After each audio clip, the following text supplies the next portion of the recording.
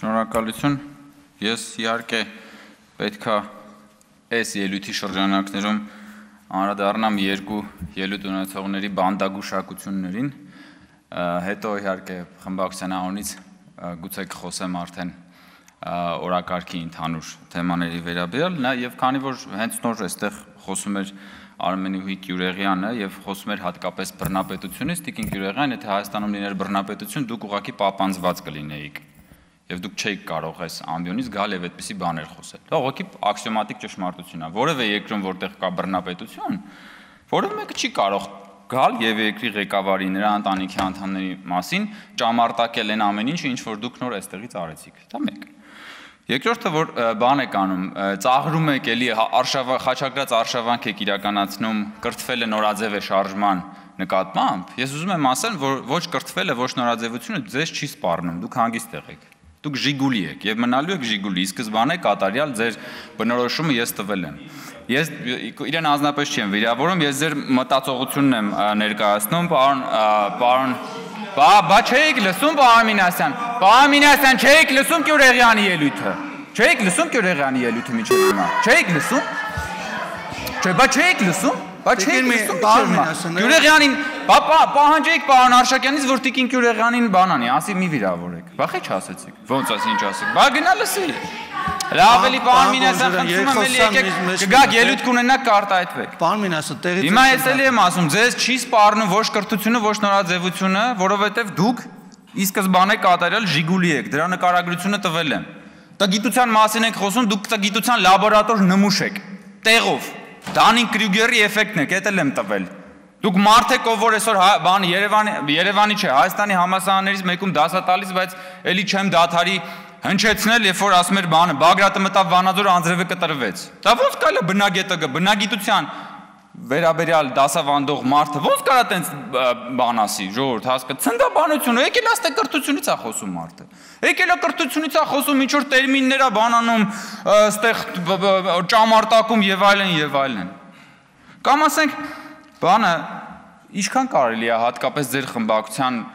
որոշ անդամների կողմից գալ եւ այդպես թիրախավորել վարչապետի կնոջը։ Հատկապես այդքան իջնելով, այդքան էժանանալով։ Ես ուրիշ բացատրություն չեմ կարող գտնել, բացի նրանից, որ դուք ուղղակի դժբախտ մարդ եք։ Միայն դժբախտ մարդը սեփական կյանքում դժբախտ մարդը կարող է այնքան իջնել, որ գա այստեղ եւ վարչապետի տիկնոջ մասին խոսելիս այդքան իջնել։ Եկեք քաղաքական խոսք ասեք, փորձեք ձգտեք քաղաքական խոսք ասել, ձեր քաղաքական խոսքին կարելի է գալ անդրադառնալ, բայց այդ աստիճան պետք չի ընկնել։ Ասում եք իշխանությունը պահելու մոլուցքի մասին միայն կարող եք հպն մտածել։ Մենք իշխանությունը պահելու մոլուցք չենք ունեցել, դրա համար դուք այդտեղ նստած եք հիմա։ Հենց հիմա դրա նստած եք, որովհետև վարչապետը հրաժարական է տվել 2021 թվականին, իմ քայլը խմբակցության падգամավորները վայր են դրել իրենց մանդատները, որպեսզի լինի խորհրդարանական ընտրություններ, որ դուք էլ մանդատները վերցրեք, գաք այդտեղ բան անեք, հանգրվանեք այդ աթոռների վրա։ Ու հիմնականում էլ զբաղվեք պարազիտությամբ, որովհետև որ նայում ենք ձեր քաղաքական գործունեությունը, դուք հիմնականում պարազիտանում եք այս ժողովրդի եւ այս պետության հարկատուների վրա։ Հիմա եկել եք, չգիտեմ ինչեր եք խոսում։ Կրթությունից եք խոսում, ծաղրում եք կրթություն։ Բա իհարկե դուք պետք է ծաղրեք կրթությունը, որովհետև դա ձեր բանին դեմ է։ Ձեր կոդին դեմ է, ձեր ասում եք մեր քաղաքակրթական կոդը, բայց ձեր քաղաքակրթական կոդին դեմ է, ո՞նց պիտի դուք դրա մասին առանց ծաղրելու խոսեք։ Կամ այն մյուսը բանը խոսում է իմ կնոջ աշխատավարձի մասին թվերն է հրապարակում, որը իդեպ հրապարակային է, որովհետև իմ կինը հանդիսանալով պաշտոնյայի կին հայտարարատու անձ է, եւ հայտարարագրի մեջ իմ կնոջ աշխատավարձը նշված է։ Եվ հետո հայտնագործություն է անում։ Ասում է, արդյոք սրա մեջ չկա կոռուպցիոն հանցագործություն։ Ինչպիսի հայտը լեռը մուկ ծնեց։ Պարզը բա ձեր համար պետքա աշխատավարձ ստացող մարդը ձեր համար տարօրինակ պիտի լինի, բա աշխատավարձ ստանալն է ձեր համար տարօրինակ, ոչ թե հակառակը։ Բա դու գնացել նստել ես, հələ շուրջ բոլորդ նայի, դու մեկը կողքի ապօրինի գույքի բռնագազման օրենքով շուրջ բոլորդ նստած մարդիկ անցնում են։ Մի կողմ նայես, մեկը մանկապարտեզ է սեփականաշնորհել, այն մյուս կողմ նայես, մեկը հողերա սեփականաշնորհել, մամուլում տեղ գտած բանով գերեզմանների տարածքա սեփականաշնորհել, այն մյուս կողմ նայես, բաներ են արել, ամենա ինչ կա չկա բան են արել, մսխել են պետության, բայց բա քո համար պարզ է, բա աշխատավարձ ստացող նորմալ օրինապահ քաղաքացին պետքա պրոբլեմ լինի։ Բա ինչի մասին է խոսքը։ Եկել այստեղ բան է անում, տոհմիկ կաշառակերների շուրջ բանով շրջապատված մեկը, եկել է խոսում է բանից, կոռուպցիոն ռիսկի մասից, մարդկանց մասին, ովքեր որ ուրեմն իրենց օրինական աշխատավարձով ապրում են։ Կամ այդ որ Թագուհի Թովմասյան մամուլում տեղ գտած հրապարակումների համաձայն դուք եւ նաեւ կարծեմ կոռուպցիայի կանխարգելման հանձնաժողովում էլ դա հրապարակված է։ 3 հատ տուն ունեք Երևանում։ Դուք որպես լրագրող ո՞նց եք Երևան քաղաքում 3 հատ տուն բան արել, ձեռք բերել։ Հա՞։ Մատ կգաք մի օր այդպես բան ունեք, ելույթ ունենաք եւ հարցեր տակ նաեւ համապատասխան կառույցների ղեկավարներին դրա մասին։ Դուք 2018 թվականից ոնց որ թե падգամավոր եք եւ չէիք հասցնի 3 հատ տուն առնել ըստ մամուլում տեղ գտած հրապարակումների։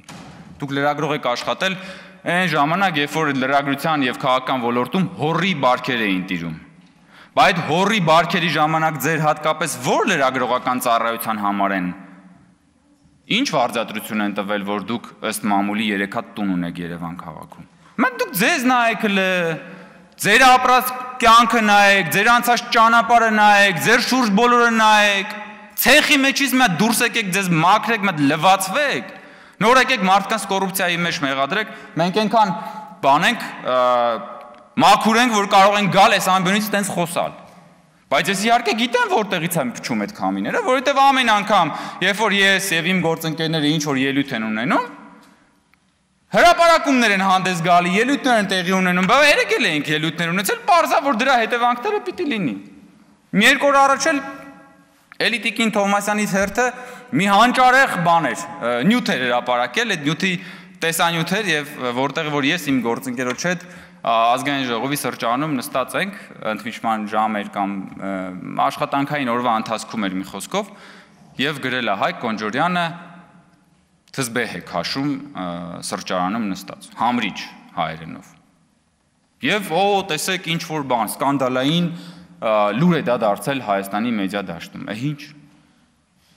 Համրիչը ինձ մեկ-մեկ օգնում է, որպեսզի ես կենտրոնանամ, հա, քաշում եմ համրիչը, որ հետո գամ եւ քաշեմ քո շեֆերի սանձերը։ Եվ անընդհատ քաշելու եմ շեֆերի սանձերը, ու ամեն անգամ այդ սանձերը քաշելուց հետո գալու եք եւ այստեղ ճամարտակեք տարատեսակ բաների համար, որովհետեւ հասկանալի է, որ ձեր շեֆերը ամեն ելույթից իմ եւ իմ գործընկերների այսահարվում են։ Կսիրերես բառը պարոն Մինասյանը։ Դիվահարվել է, այսահարվել է, տարբեր հոմանիշներ կարելի է օգտագործել։ Այնպես որ Տիկին Գյուրեղանին, Տիկին Թովմասյանին եւ բոլոր նրանց, ովքեր որ գալու են այս ամբիոնից դատարկաբանություններ հնչեցնել, ես ուղղակի խորհուրդ եմ տալի, հարգելի գործընկերներ, մի քիչ մտածել, աշխատել ձեր վրա, հաղթահարել ձեր սեփական տգիտությունը եւ դադարել լինել ի սկզբանե կատարյալ Ժիգուլի։